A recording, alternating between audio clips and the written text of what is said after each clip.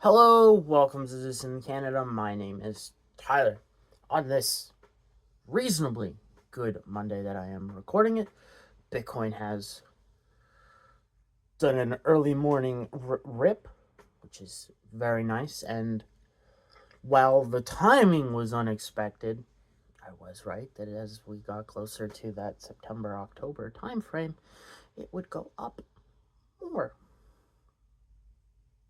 So that's good to know that my at least general theory of things working out is correct.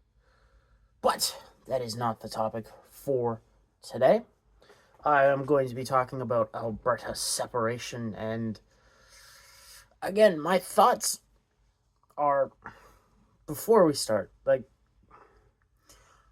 Albertans have the absolute right to feel however the hell they want and however they wish to live their life. If they wish to vote to separate, that is completely fine. That is their right to do so. Okay? I have no opinion one way or the other, really. I don't really see it affecting me. But the Albertan separationists apparently want to live outside of reality where, things don't matter as much. Such as separation basically already being politically dead. Now, I understand there's a lot of polls out there saying, yeah, this is relatively popular, and as a referendum vote gets closer, it could become extremely popular. Problem is the political structures in Canada don't want that to happen, as you can see with Danielle Smith out there. Well, first, doing her slow roll of separation after the election, not supporting it, not supporting politicians that support it, announcing the path to move forward with a new pipeline to Ontario with primary refinement in Ontario, which is, again, very interesting, very good. Although I don't exactly know why they wouldn't want the refinement in Alberta and then pipeline refined materials. Maybe it's just that the transportation doesn't work. I'm not an oil expert. But you have that. You also have the federal government that won't allow this to happen. But if you look at the details, all right, I already think the referendum's dead. If you look at the vote percentages they need, I think they are just barely outside the capability of getting those vote totals that they need for the secondary vote, the vote that really matters. Because you've got oh, hey, we'll have a referendum on should we have a vote to separate, and then the vote to separate happens. Okay, it's that second vote that I think they need 70%, and the current demographics in Alberta won't allow that to be reached. So there's that. There's also lots of vested interest in Alberta staying in Canada. So a lot of money will be moved when the time comes to stop that from happening, the votes from getting there, whether it's election challenges on votes or if it's straight up, fraud, because that shit does happen. I mean, don't get me wrong, I'm not lying. It's what's gonna happen. There's a political reality though, where the Alberta separationists aren't, at least in their public channels, all right, not too concerned about what comes after. And that's really stupid, because the only time where that's ever worked out well, okay, is the revolution of the United States. Like, if you do not know the in-depth story of what happened, it's kind of, it's almost cartoonish how they walk their way and bungle their way into a country. Like, the entire time it was like, hey, we just want representation for taxation. Like, this is ridiculous. We want our voices to be heard. And then, eventually enough resisting happens and the king saying, no, fuck you, low. They're like, okay, fine, we separate. We're our own country, fuck you. There was no, okay, well, how do we, what will the foundation of the country look? That all came after the war. Like, it's not until, what, 1786, 87 or so, when the Constitution, then the Bill of Rights, is adopted formally. Like, and in that 10-year period, like, there was a lot of problems of, like, this country isn't going to hold together because these few states want this. These few states say, no, that's our red line. And this state says, or there's a couple states that say, there's no Bill of Rights, we're fucking out. Fuck you, we'll do this alone. Like, there was a lot of shenanigans that went on there.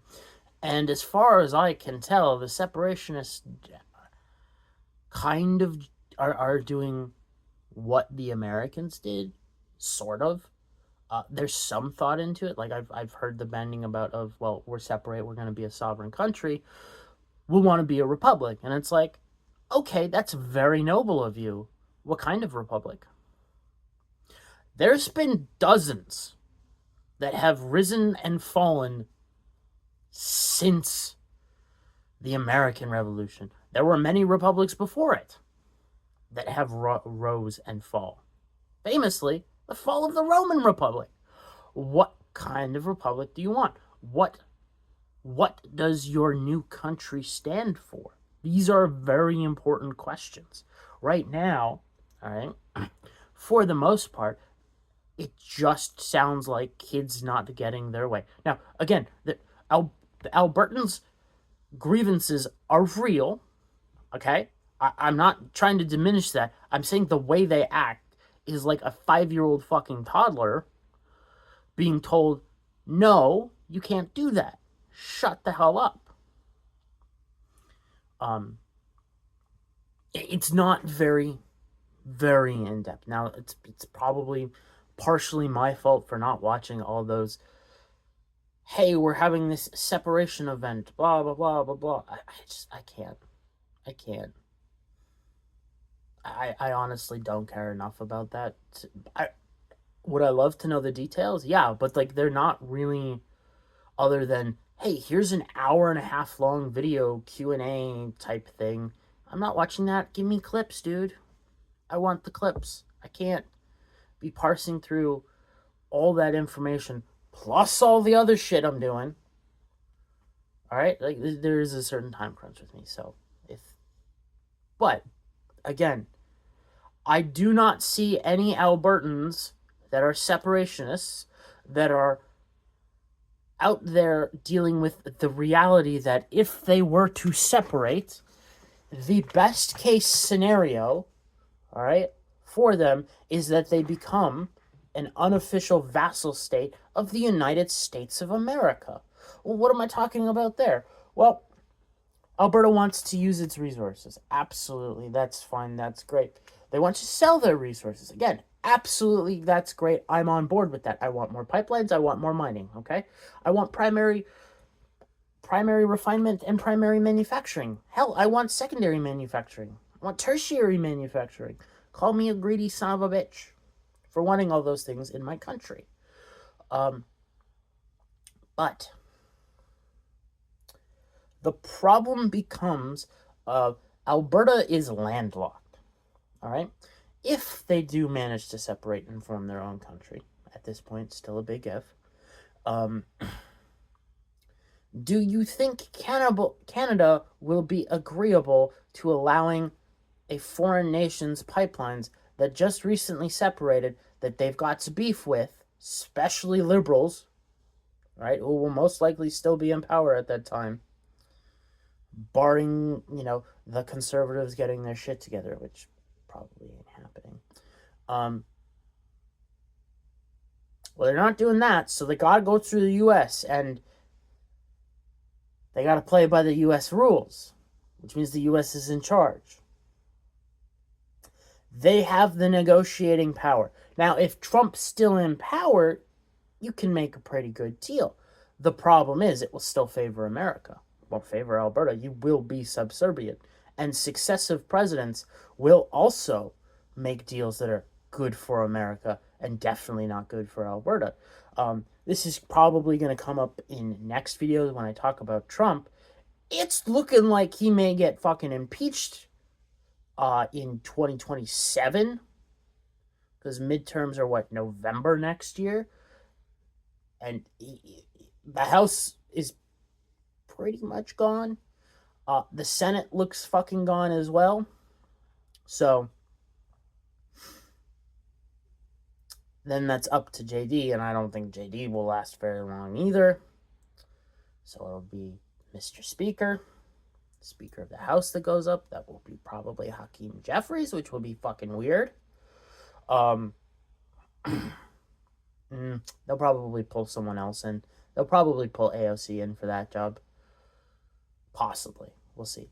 But even if not, all right, 2028 elections right now is shaping up to be Gavin Newsom AOC win. I still think they pull AOC in to do what they did with Joe Biden. They have the nice white guy, this guy, a little older, Gavin Newsom.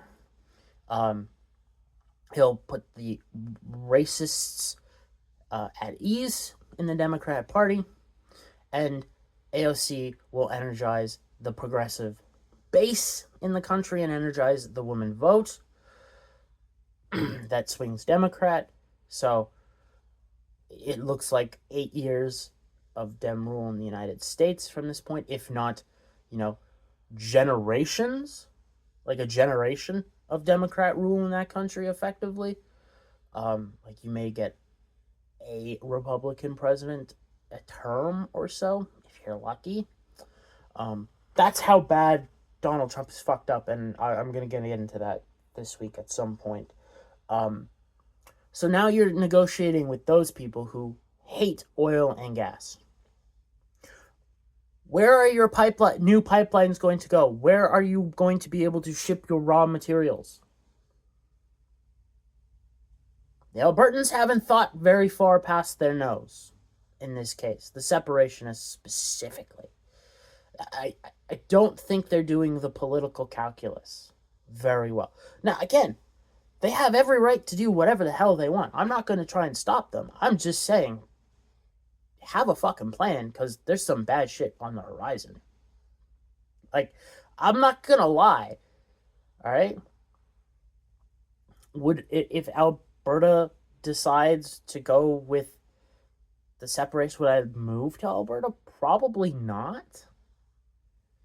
I still think if you're going to move somewhere, one, the place has to at least somewhat reflect your values.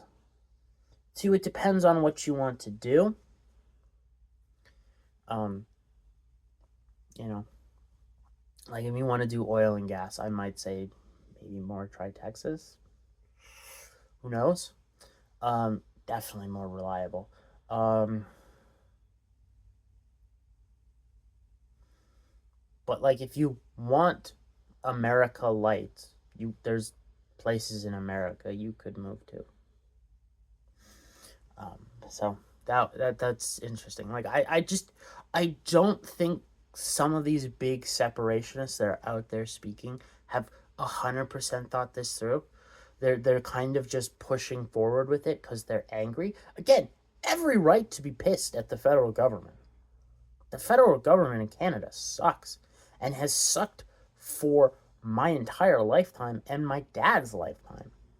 All right? If you're up there in H2, it's probably sucked for your entire lifetime too. The Canadian federal government sucks. Like, but again, if you're going to separate, you're either realistically becoming some form of vassal state of the United States, or if you're unlucky, you'll come crawling back to Canada, or you end up as an American territory in which you really have limited rights. Then you won't have to pay American federal tax in that situation, but you're not going to get any voting rights. You're semi-independent. And again, look at the geography and the makeup of, and by makeup I mean demographics, voting demographics, from Alberta to the West Coast, to the closest port city that they could go through the United States, and tell me what some of those states have in common with, say, California, and why you ain't getting no pipelines there. Now, could you go out east with some states? Yeah. You could probably, pipe oil down to Texas, and get out that way. You may be able to get a pipeline to Florida, around Florida. I don't exactly think you would want a pipeline in Florida. From a business standpoint, like, the insurance you're going to pay on that pipeline is going to be insane. And secondly, I'm not entirely sure how pipelines handle hurricanes very well. Yeah, I understand Texas gets hit every once in a while, but like, Florida gets hit every year with a hurricane of some variety. You could possibly get a pipeline to, say, Georgia, or North or South Carolina. There's port cities there. Like, you could probably work that, but like, that's a long fucking pipeline. It's gonna cost. And again, like, you're going through America, you're playing with American rules. And if you're not, an American vassal state, you're dealing with the American federal government, which, as proven with the Jeffrey Epstein case, is owned by the deep state, and they hate oil and gas. Well, they hate oil and gas in the Western countries. They love it outside the West because it's basically produced by slave labor, and that's hella profitable. The margins there are insane. Look at the profit margins on the company, I forget what it's called, which there's quite a few Democrats and Republicans who have invested in this company, who have like the largest mine that is run by slaves, all kind of slaves. You've got, your normal slaves that do the backbreaking work, but then you've also got sex slaves for the dudes who do the backbreaking work to pacify revolution intent in the slave mine. Like, and where I'm speaking of is in the DCR, DRC, Jesus, the Democratic Republic of Congo. There's a few of those all over Africa, though. So, like, I could have been speaking about most of Africa. So, and that's just like, I think that's just the copper mine. There's also the lithium mine in that country as well. That, again, just an open air slave pit. They rather make money there than at home and pay, their own people, have a decent, honest job and give them self-worth. They rather have slave labor. Like, those are the people the Albertans are relying on if they do separation and want more pipelines.